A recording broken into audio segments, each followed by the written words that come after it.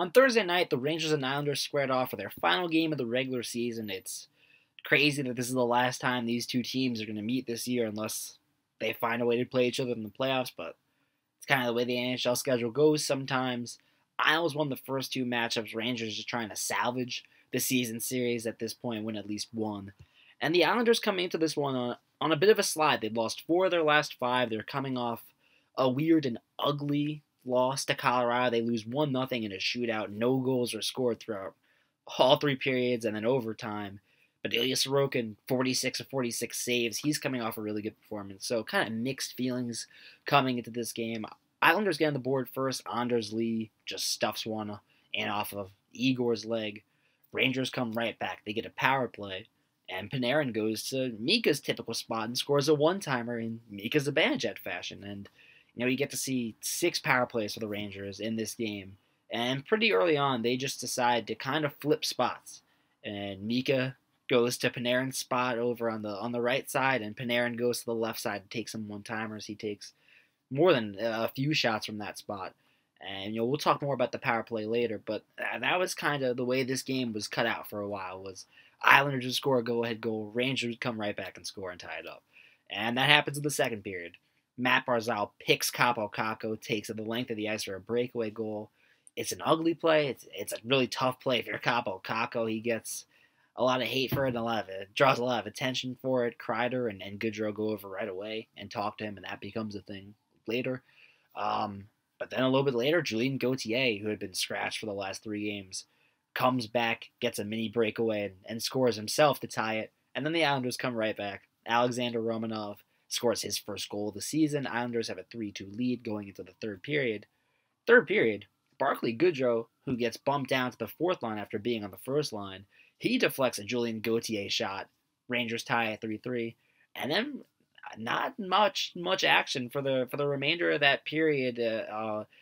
Islanders towards the second half start to get some scoring rushes, some high danger chances, and Igor makes a few saves, but it felt like something was brewing. But it's the Rangers that end up getting the go-ahead goal, and it's Kaapo Kakko. He makes up for his play earlier. It's an all-around great play. Keandre Miller goes into the corner, steals the puck away from Barzal, makes this great pass to the right in front of the net, and Kaapo Kakko, to his credit, does a great job of catching this puck and throwing it up top shelf because Sorokin adjusts nicely and gets in position, really, so Kakko has to make a really nice shot. It's a really impressive pass by Miller, who barely has the puck on his stick for any length of time. Just an all-around crazy play. Isles pull their goalie with about 2 minutes to go. Trocheck quickly ices it. He's got a 6-game point streak going on, so he's feeling it. Rangers win 5-3. Win 8 of their last 9 games. They're rolling. They're playing really good hockey. A few things to break down. We'll start there with the Rangers, right? They feel like they're in a good spot. Metrics are getting to the point where you're starting to feel a little bit better, but I think more than the metrics is that they're playing confident hockey. Yeah, it's lighter in the locker room, and that's translating onto the ice, or they're playing smoother. They're just playing with more confidence. Igor's better. You're looking at a .923 save percentage over this stretch, the last 9 games. He's obviously a big part of that. When he's playing as well as he's playing, that's going to translate to more wins. But overall, as a team, they're getting closer to the level of play that they want to get to. And that's something that Artemi Panarin and Gerard Gallant both touched on in the postgame. I thought we were outstanding, personally. I thought we hit a lot of goalposts. I thought we played real well, in control of the game, but they just kept getting the goal to go ahead every time. So I liked their game a lot, and we found a way to win, which was fortunate because their goalie played outstanding and hit a lot of posts, like I said, and we weren't bearing our chances. You can get frustrated sometimes, but they stuck with it and found a way at the end. I think we're much closer to good game. I don't know how we have to play perfectly, but we're better right now for sure. Feel better, confidence. Everyone feel better. Let's talk about line combos. That's been a big theme this season with the way that Gerard Gallant has jumbled the lines throughout the season. First and foremost, looks like Trocheck and Kreider are going to be a mainstay on that third line with the way Trocheck's on a heater, and they seem to have really good chemistry.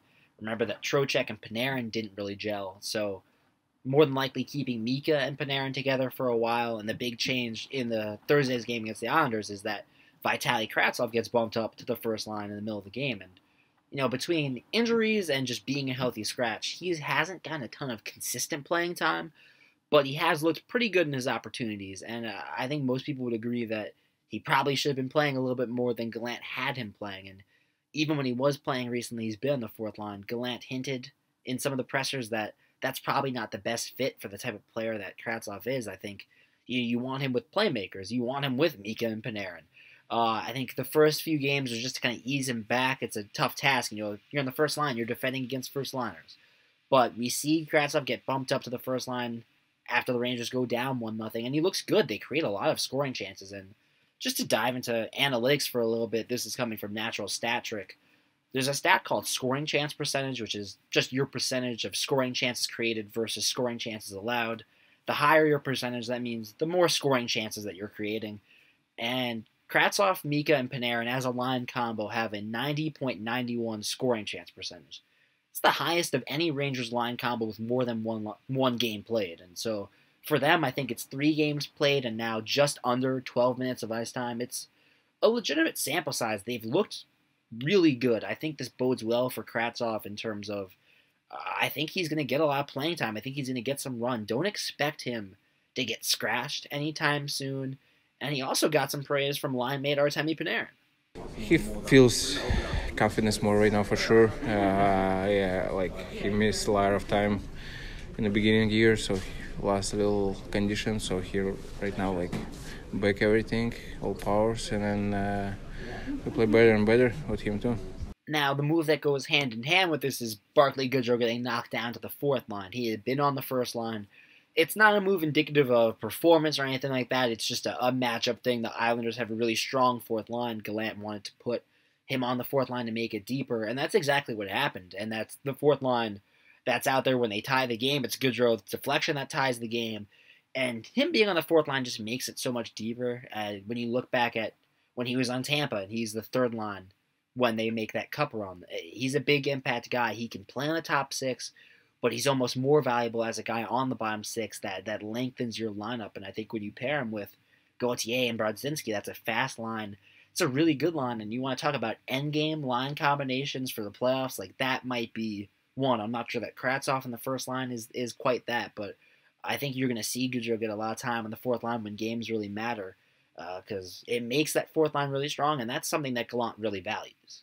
It's real important. I think any good teams have a good fourth line, and they do. I mean, they're not always going to be a high-scoring fourth line, or they can be a bumping and banging fourth line.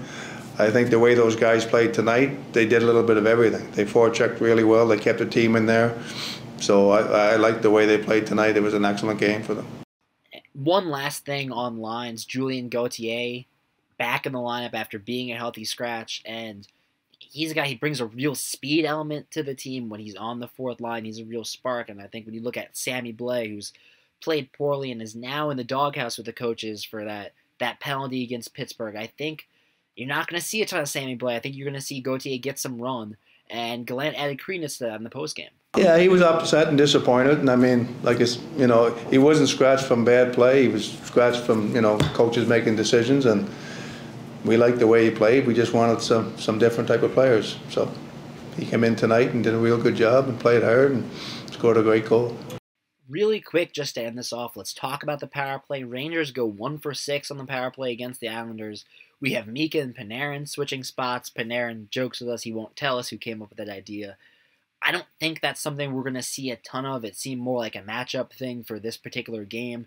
Panarin takes a few of those one-timers and really only gets a good shot off on one of them.